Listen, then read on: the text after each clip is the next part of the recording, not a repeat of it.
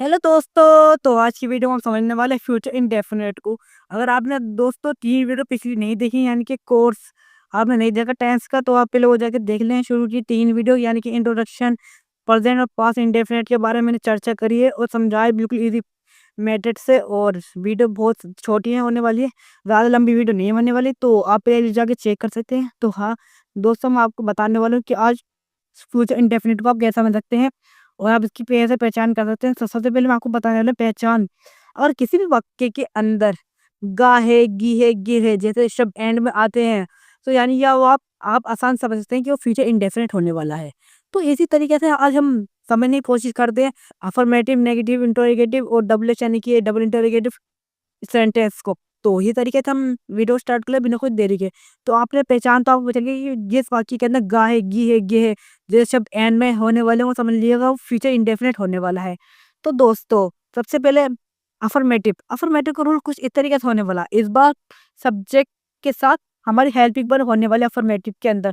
पिछली 2 वीडियो के ना पास और प्रेजेंट के अंदर अफर्मेटिव के साथ हेल्पिंग वर्ब नहीं होने वाली थी और वर्ब की सेकंड फॉर्म और वर्ब की फर्स्ट फॉर्म के ईएस होने वाला था। इस पर इस बार फ्यूचर के साथ कुछ ऐसा सीन नहीं है। इस बार सब्जेक्ट रहेगा पर सभी हेल्पिंग वर्ब भी होने वाली है इस बार अफर्मेटिव के साथ। तो subject plus will helping verb होने वाली है और पहले वर्ब की फर्स्ट फॉर्म और ऑब्जेक्ट। वर्ब की फर्स्ट फॉर्म इसलिए होने वाली है क्योंकि विल हमारा हेल्पिंग वर्ब होने वाला है इस बार, तो इसलिए वर्ब की फर्स्ट फॉर्म होने वाली है, जैसे हम पहचान सकते हैं कि ये फ्यूचर इंडेफिनिट होने वाला है। तो इसी तरीके से अफर्मेटिव का रूल कुछ इस तरीके से है, subject plus will plus verb की फर्स्ट फॉर्म प्लस ऑब्जेक्ट। तो हमारा वाक्य कुछ तरीके से होने वाला है, जैसे कि वह चिकित्सक बनेगा यानी कि वो डॉक्टर बनेगा। तो ही हो गया, वह विल हो गया, हमारी हेल्पिंग वर्ब बनेगा गे और बिकम बनेगा और ए डॉक्टर यानी कि he will become a doctor, वह डॉक्टर बनेगा। यानी कि ही हमारी विल हमारी हेल्पिंग वर्ब होगा, जिसे हम पहचान कर लेते हैं कि वो बनेगा यानी कि फ्यूचर में बनेगा। अभी कंफर्म नहीं हो कि बन पाएगा नहीं बन पाएगा, अभी निश्चित नहीं। तो इसी तरीके से वह चिकित्सक यानी कि डॉक्टर बनेगा, he will become a doctor. इसी तरीके से हमारा नेगेटिव नेगेटिव में उल्टा हो जाएगा यानी कि अपोजिट, यानी हम किसी काम को करने के लिए मना कर रहे हैं। जैसे कि नेगेटिव का कुछ इस तरीके रूल होने वाला, रूल अफर्मेटिव की तरह ही रूल होने वाला, बस फर्क इतना होता है कि हमारे हेल्पिंग वर्ब के साथ नॉट वाला वर्ड आ जाता है। तो इसी तरीके से सब्जेक्ट के साथ विल नॉट यानी कि विल तो हमारी हेल्पिंग वर्ब होने वाली है इस बार, और नॉट हम क्यों मना कर रहे हैं कि नेगेटिव होने वाला, तो प्लस वर्ब की फर्स्ट फॉर्म और ऑब्जेक्ट। तो वह हमारा हो गया सब्जेक्ट, विल हमारी हेल्पिंग वर्ब, वर्ब की फर्स्ट फॉर्म आपको पता ही है जाएगा और मार्केट। इसी तरीके से देखो ही वह will helping verb go to यानी कि जाएगा बाजार मार्केट, तो he will not go to market, वो बाजार नहीं जाएगा। तो इसी तरीके से अगर हम मना करते हैं मैं डॉक्टर नहीं बनेगा, तो इसी तरीके से वो हो जाएगा centre he will become not become a doctor यानी कि ही will not become a doctor यानी कि वो डॉक्टर नहीं बनेगा। ठीक है, ये हमारा अफर्मेटिव है, हमारा नेगेटिव। तो मैं आपको मतलब एग्जाम्पल के तरीके से बता रहा हूँ कि यदि हमारा दिया गया है नेगेटिव के अंदर तो हमें इस तरीके से करना है।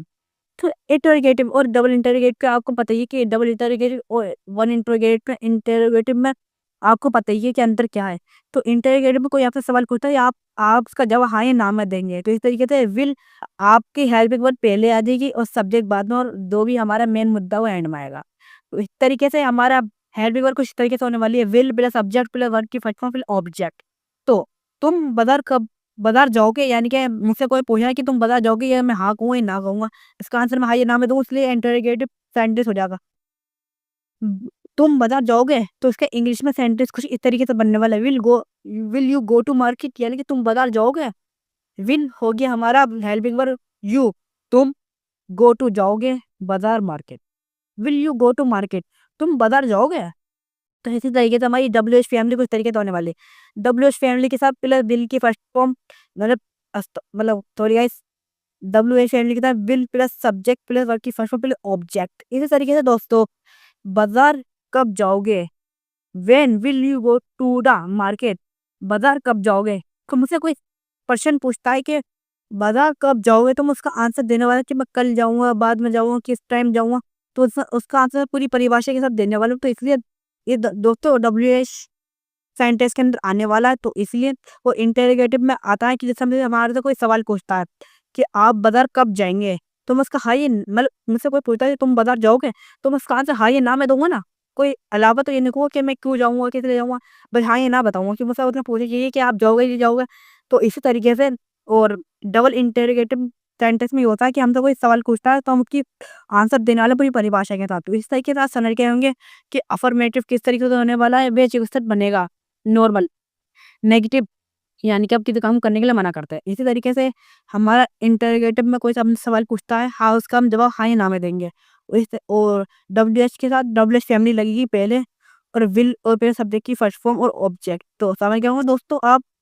तो दोस्तों इसकी इम्पोर्टेंट जो क्वेश्चन होने वाला है, मैं आपको बताता हूँ इम्पोर्टेंट क्या होने वाला है। इम्पोर्टेंट दोस्तों ये होने वाला है कि हमारे विल जो है वो सिंगुलर और प्लूरल दोनों के साथ लगने वाला है। तो दोस्तों पहले इस्तेमाल शेल भी होता था, विल भी होता था, तो अब आज के समय में शेल का ज़्यादातर उपयोग नहीं किया जाता, तो इसलिए विल का उपयोग सिंगुलर और प्लूरल दोनों के साथ किया जाता। तो इसलिए अगर आप चाहते हो शेल का उपयोग भी कर सकते हैं। तो मिलते हैं न्यू वीडियो के साथ। अगर आपको ये समझ में आया है कि फ्यूचर इंडेफिनिट के बारे में, तो आपको अगर समझ में आया तो वीडियो को लाइक और चैनल सब्सक्राइब करें। और आपको किसी भी तरीके की कोई दिक्कत होती है फ्यूचर इंडेफिनिट के साथ या अदर किसी भी टेंस के साथ होती है, तो आप मुझे कमेंट ज़रूर करिए, मैं उसका हल आपको ज़रूर बताऊँगा अगली वीडियो के साथ। तो वीडियो मिलते हैं अगली वीडियो के साथ। Bye bye, tata guys.